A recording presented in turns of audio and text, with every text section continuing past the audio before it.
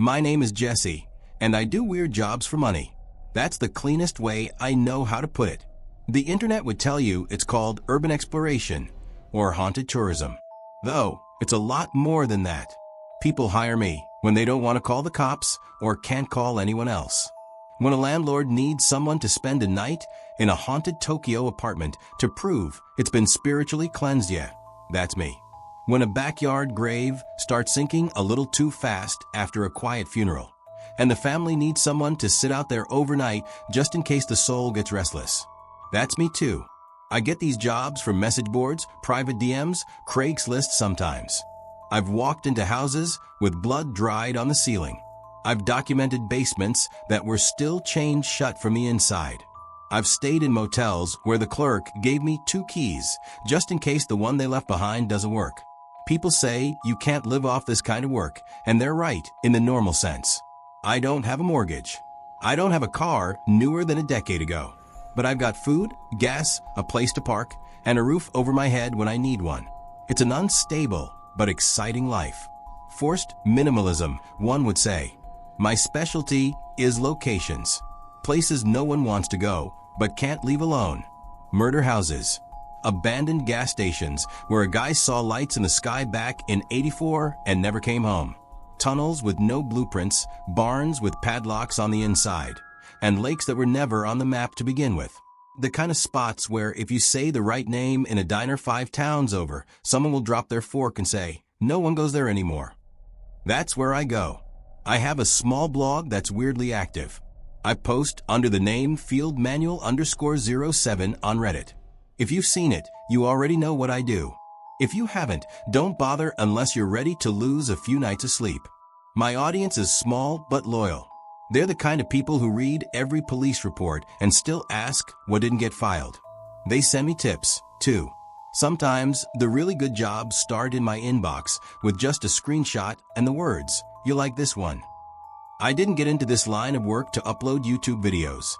Good thing too, since I barely know how a camera works. I have the small blog and that's about it.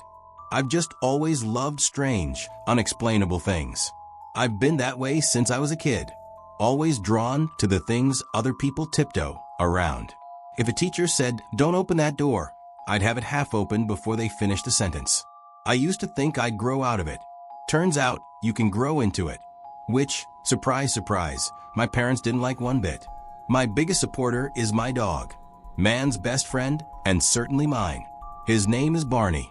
Barney has been with me for most of my life. I got him when I was a kid, back when my entire world was school, Saturday morning TV, and whatever stray thought drifted through my head. He was a small rescue puppy then, all oversized paws and sharp little teeth, and I named him after the first show I saw on Nickelodeon that afternoon. My parents said I could have done much worse. I guess they just felt relieved I didn't name the dog SpongeBob. He grew fast. Some kind of shepherd mix, according to the vet, with the sort of build that makes people think twice before stepping too close. But he's gentle, loyal in that old-fashioned way, where he checks on you every few minutes to confirm the world hasn't changed while his back was turned. When I started doing this work, documenting strange buildings, spending nights in places that still had police tape on the floor, Barney came with me. Not because I wanted to bring a dog into danger, but because he refused to stay behind. If I packed a bag, he sat on it. If I stepped out of the house, he followed. Eventually, I stopped trying to convince him to stay with my parents, and I just take him everywhere I go now. I trained him as best I could. Not for attack work, nothing like that. I needed him to sniff things out, to alert me if something wasn't normal, to stick close and stay calm. He wears a purple bandana around his neck, mostly because it makes people smile and assume he's friendlier than he looks. But the truth is he's my partner. He listens better than most humans I've worked with. He notices details I miss, and he never asks why we're driving out to the middle of nowhere. Most of my jobs take me far from city streets. I go where people don't want to look. Abandoned houses, empty service stations, forgotten motels with locked doors that have no keys. Some clients want proof that a building is safe enough to sell. Others want someone to walk through a location that scares them, even when they don't want to admit it.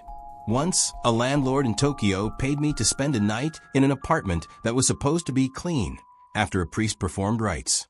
My task was simple: stay until sunrise, record anything unusual, and confirm nothing followed me out. People worry about strange things, and I've learned not to laugh at any of it.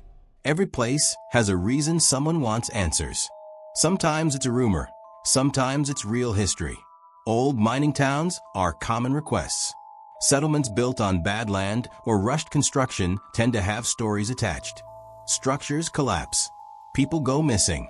When someone tells me a town is half buried in dust, and the locals refuse to step within a mile of it, I know that's where my next job probably lives. Another type of call comes from the Cold War leftovers. Bunkers, research stations, storage facilities with sealed steel doors. Many of them were supposed to stay locked forever, yet somehow they do not. Someone breaks in. Someone reports lights where there shouldn't be lights. Someone else wants proof that whatever opened that door didn't break anything important. They hire me to camp inside, explore the structure, and record every detail. The job I'm on now is one of those. A mining settlement with a long list of missing people, and a bunker not too far from it that recently woke up after decades of silence. I don't know yet if the two things are connected, but someone out there thinks they might be. That's why they paid me. They want eyes on both. Before I go any further, I should explain something. I don't walk into these jobs blind. I've been doing this long enough to know that if you treat this kind of work like a joke, or worse, like it's a thrill ride, you won't be doing it for very long. You'll end up missing, hurt, or talked about in the kind of forum posts that start with "anyone ever hear what happened to that guy?" I'm still here because I follow my rules. I wrote them down when I was younger, after the first few jobs that didn't go as planned. They weren't clean rules at first. More like rough ideas, the kind of notes you scribble on paper scraps in the middle of the night. But over time, they got sharper. I saw what happened when I broke them even a little, and I decided I wasn't going to test them again. There are 4 of them. I don't take a job unless I know I can follow all 4. If I can't, I walk away, no matter how good the money looks. And if you want to get into this type of field, you better listen close. This rule has 2 sides. One is legal, and the other is the part that everyone likes to laugh at. Most abandoned places aren't actually free to explore. They look empty, but that doesn't mean they don't belong to someone. Buildings rot, roofs fall in, fences collapse, but the deed still exists somewhere. A company might own it, even if they forgot about it. A private owner might have inherited it and never bothered to fix anything. A city might hold the title because taxes weren't paid. Either way, walking in without permission is trespassing, and trespassing can lead to fines or getting arrested. I learned that early on. Back when I first started, I assumed abandoned meant nobody cares. Turns out, plenty of people care when they see someone wandering around a structure that is technically theirs. So now I research ownership every time. I look through public records, old business filings, county databases. If I can find the owner, I contact them. I explain who I am and what I do.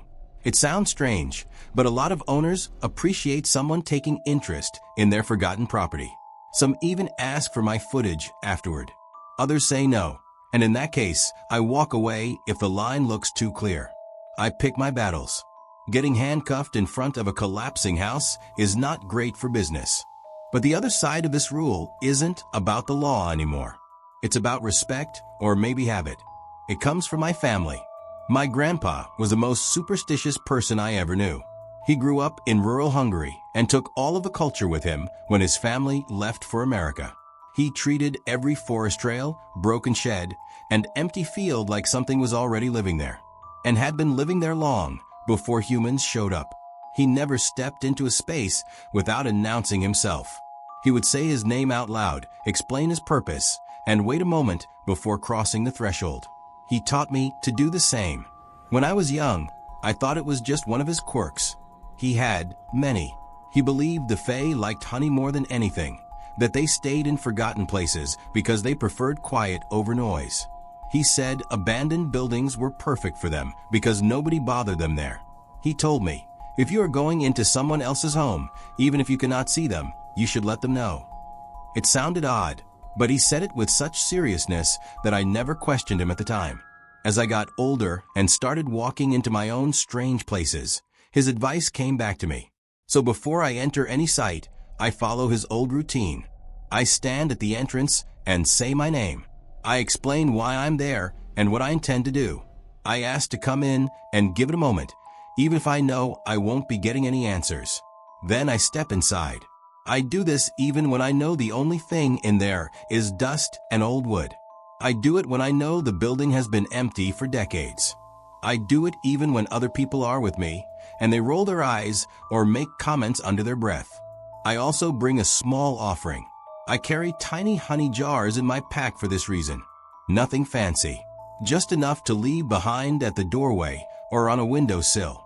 My grandpa used to say honey was a sign of goodwill. They notice intentions. Give something sweet when you enter, and you won't be chased out, he once told me. I didn't believe him literally, but I still bring the jars. They're small, easy to pack, and they feel like a connection to someone who taught me how to look at the world differently. People make fun of me for it. Other urban explorers, documentary teams, amateur thrill seekers, they all react the same way. They think it's cute or strange or unnecessary. They laugh when I talk to an empty space, and they laugh harder when I leave a honey jar behind like I'm feeding invisible wildlife. But I've noticed something they never do. They trip. They twist ankles. They fall through weak boards. They lose their balance on stairways. They get sick from breathing in dust. They end up in the ER with cuts, sprains, and dislocations. Me? I come out clean. No broken bones. No hospital visits. No major injuries. Not once during a job. Maybe it's just dumb luck. Maybe following my grandpa's rule keeps me slow and careful, which keeps me safe. I don't have a fancy explanation for it. What I do know is simple. When I follow this rule, things go smoothly. When people ignore it, things go wrong. Barney and I have had to rescue a few idiots who fell through flooring once or twice. Most people think it means don't be an idiot, which is true. It's something you hear early in this line of work. You see it scrawled on message boards, tagged on rusted water tanks, stenciled on the backs of old Explorer jackets. For most people, it's just a slogan, a reminder not to be a jerk. Don't break windows, tag walls, or leave any of your trash behind. And most of all, don't take anything. I learned it because I watched what happened to someone who ignored it. That someone was Danny. Danny used to work with me sometimes. He wasn't a close friend, but we got along well enough to meet up for jobs when our schedules lined up. He had a growing YouTube channel about abandoned places, and he talked a lot about turning it into a full-time career. He had energy and ideas, and he moved quickly through every place we entered. I liked him, even if I didn't share his pace. Barney liked him too. My dog is usually cautious with strangers, but he warmed up to Danny almost immediately. On shoots, Barney would trail after him, sniffing whatever Danny pointed at, tail wagging whenever Danny stopped long enough to give him a pat. It made our work lighter to have someone my dog trusted. We met at an abandoned hospital one afternoon. The building was 3 stories tall and mostly empty inside, with long hallways and peeling paint. The sky was a dull gray. Barney walked ahead of us, checking the rooms before we stepped inside, but he always circled back to stay near my leg. The anatomy wing was on the top floor. Most of the cabinets had been opened years earlier, their contents scattered or stolen, but a few shelves still held old equipment. Danny found the skull on the back shelf. It rested there like someone had placed it down during a normal day and never returned to finish the task. He picked it up with both hands and started explaining to his camera what it might be worth. Barney stopped walking. He lowered his head and backed up until his tail brushed my knee. He didn't bark or growl, but he watched Danny with a level of tension I had not seen in him before. Danny laughed. He loved the camera, but he loved the idea of making an impression even more. He turned the skull toward the window, angling it so the light hit it across the top. "This is going to do crazy numbers. Imagine the thumbnail," he said. I told him to leave it. Danny brushed me off, said it wasn't a grave, said it was abandoned twice over, and that someone online would pay a fortune for it. He tucked it into his pack. We parted ways in the parking lot. Barney jumped into the back seat of my truck without waiting for me to open the door all the way. I watched Danny walk back toward his car with the backpack slung over one shoulder, the camera still hanging from his neck. That was the last time I saw him alive. A few months passed. I moved on to other jobs. Then, on a Monday morning, I got a call from the police department in the same town where the hospital stood. They asked if I knew a man named Daniel Reyes and if I could come in to answer a few questions. They found Danny on the hospital roof. Not inside, on top, floating in the old water tower tub that had been dry for decades. His shoes were placed neatly at the bottom of the ladder, as if he had taken his time to line them up before climbing. There were no signs that he had slipped, nor was there any alcohol or drugs in his system. His lungs were clear. There were no bruises on his arms or shoulders, and his hands didn't show any sign that he had tried to fight for air. But his right ear had been torn off. That was the phrase written in the report, torn off. The coroner said that it was odd to have a wound so violent, and yet have no signs of struggle anywhere else on the body. They searched the roof and the ground around the building and never found the missing ear. The detective told me they were classifying it as an intentional drowning caused by psychological distress. They found a note in his jacket pocket that they believed explained everything. The note was short. The handwriting was shaky and tilted, the way it looks when a hand can't stop shaking. Danny wrote that something had been following him for weeks. He said it had 3 eyes, 3 arms, and 3 feet. He said it stood behind him when he slept and waited for him to notice. He wrote that it didn't speak, but he could feel it breathing against him, and that it knew him now. Those were his last words. The detective called it psychosis brought on by an erratic lifestyle. The lawyers called it an unfortunate accident. Everyone agreed it was tragic, and that was the end of the file. I didn't argue. There was nothing I could have said that would have changed how they filed the paperwork. I just nodded, signed my statement, and left. Barney was quiet for a long time after that. When we went on jobs, he stayed close and checked every doorway before letting me through. He paused more often than before, especially in places that felt old or wrong. I started trusting his judgment more than my own. Dogs don't explain things, but they don't lie either. Whatever happened to Danny had left a mark on both of us, even if neither of us had been there to see it. Now I don't touch anything I don't need to. I don't take souvenirs, even small ones. I don't move objects for better camera angles. I don't pocket keys or photos or papers to look at later. When Barney hesitates, we turn around. If he refuses to step forward, we leave. People online still talk about Danny's death sometimes. They call it strange. They argue about the details. Some say the story doesn't make sense, that the missing ear was an exaggeration or a lie. Others say the note was a forgery. To this day, the matter remains unsolved. People hear that and think it's about teamwork or safety or being prepared for accidents. And they're right in part. Abandoned places aren't kind. Floors rot from the inside out. Ceilings give without warning. And one wrong step can turn a good day into a rescue call that never comes. But that's not why the rule exists. Not entirely. It's about having someone or something to keep you aware. Someone who can look where you can't, listen when you're distracted, or tell you when you've stayed too long. In my case, that someone is Barney. We've been doing this together since before I started taking jobs for money. He's trained to pick up things I miss, movement, sense, changes in temperature, anything unusual. He gives me confidence in places that would otherwise feel too still. And when I talk to him, it keeps me grounded. It's easy to forget how strange a place can sound when you're alone, but talking out loud makes it manageable. Most explorers don't have that. They prefer going solo. Some do it for the challenge. Others do it because it feels braver that way, like proof of authenticity for their followers online. It's good content. A single flashlight beam moving through a dark hallway gets better clicks than 2 people joking about camera angles. I see their posts sometimes. Footage of half-collapsed schools, burned houses, factories, asylums. They walk in with headlamps and GoPros strapped to their chests, narrating as if their audience is right behind them. It looks cinematic until you realize that one wrong board could give way under their weight. Then it stops looking brave and starts looking stupid. When I first started, I thought those people were reckless. Now I think they're just young. I remember being that kind of young too, thinking the rules were flexible, that caution was optional, that the bad things only happened to other people. But you learn. Or you don't.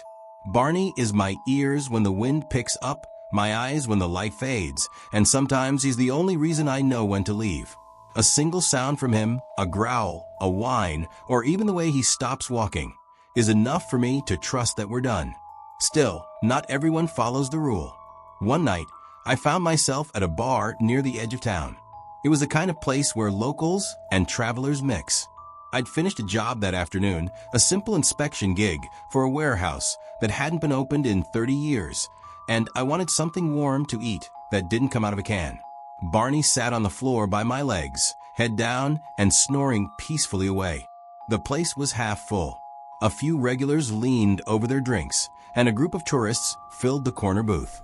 Their jackets were covered in dust, and their camera bags sat piled beside the table. I didn't need to ask what they did. I could tell. Urban explorers always recognize their own. I sat at the bar, ordered a meal, and listened to a group of people who more or less invited me to join them and chat. The group started talking about a story they'd heard while hiking earlier that day. It was a local legend, something about a mountain north of town where a man had gone missing years ago. According to them, he hadn't gone missing alone. He'd been climbing with a friend, got caught in a blizzard, and the friend never came back. When they finally found the man, he wasn't the same. The group's tone shifted when they reached that part. They lowered their voices, but still spoke loud enough for me to catch the words. They said the man had eaten his companion to survive. They said the land was cursed, and that when rescue finally came, what they found wasn't a man anymore, but something else. One of them said it had 3 eyes, 3 arms, and 3 feet. My fork paused halfway to my mouth. The explorers laughed it off after a while. They said people still saw it near the woods sometimes, that it watched hikers from the ridge line or followed anyone who whistled after dark. They called it a local myth, one of those stories every small town has to keep kids from wandering too far. They joked that they might go looking for it tomorrow for exclusive footage. The bartender rolled his eyes and told them that kind of talk was bad luck. He said the locals didn't go near that mountain, not even during the day. When they noticed me, one of them asked if I believed in the story. I told them no, but asked them where they had heard about it. The tallest one said it came from a ranger they'd met at a gas station outside town. I finished my meal, paid my tab, and stepped outside.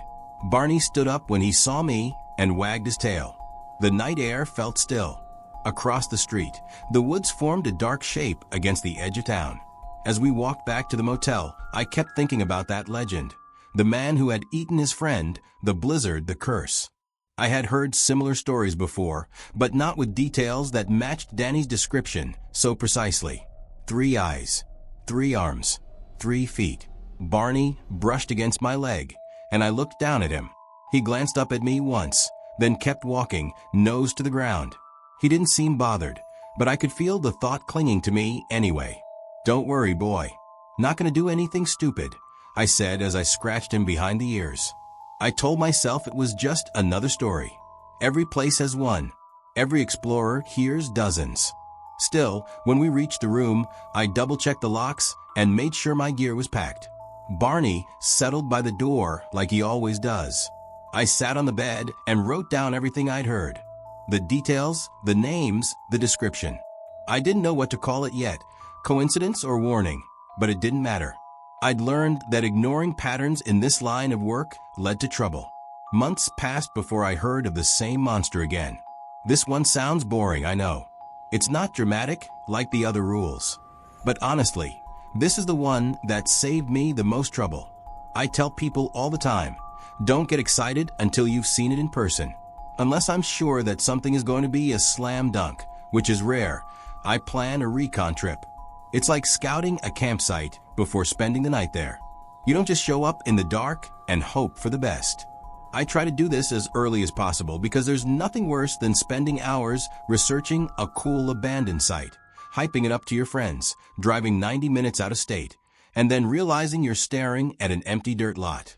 That exact thing happened to me once. I'd been planning for weeks to visit an old brick factory just outside Columbus. I had maps, drone shots, photos from a forum. I even convinced a friend to tag along. We get there, and all that's left is a parking lot. A brand new one. Turns out the whole place had been torn down just a month earlier. That trip cost me gas, lunch, and my friend's good mood. But it also taught me something important. You can't trust the internet. Photos go out of date fast. 1 year can mean the difference between a haunting, half-collapsed structure and a clean stretch of pavement. So I started scouting every site in person before making a plan. Sometimes that means driving out early in the morning and walking the perimeter. Sometimes it means talking to a neighbor or someone at a nearby business. Anything to make sure it still exists.